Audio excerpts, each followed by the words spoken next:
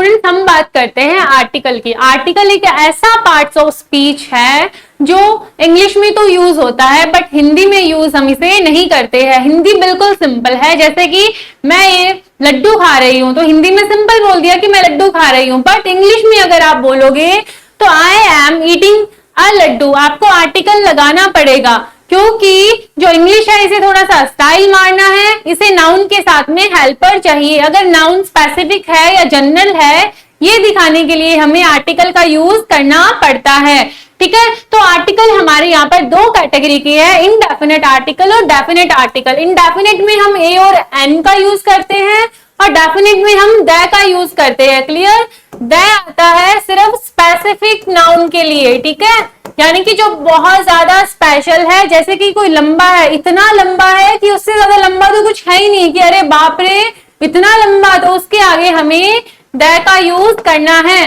But अगर noun हमारी general है, अनस्पेसिफिक है और हमें नहीं पता है कि वो कौन है, रैंडम है, जैसे कि a cat, an apple, egg, egg आएगा क्या?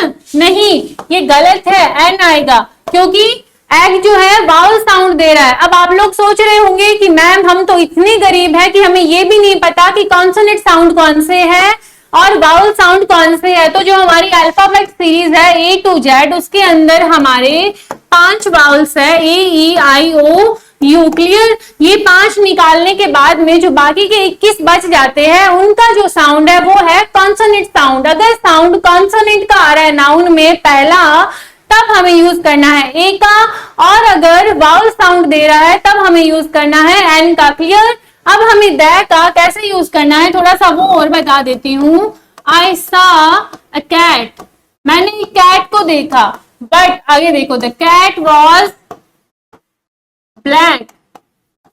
अब देखो इसमें क्या डिफरेंस है। जो हमारा पहला सेंटेंस था उसमें था आई सा ए कैट, मैंने कैट को देखा, वो एक रैंडम कैट थी, जनरल थी, स्पेसिफिक नहीं थी, उसे अभी तक किसी ने जाना नहीं था, बस देखा गया था।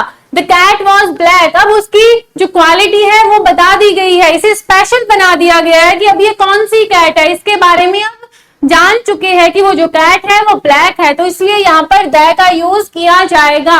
तो कैसे हमें स्पेसिफिक और जनरल को डिफाइन करना है वो आप लोगों ने समझ लिया होगा students. Okay, got it, thank you.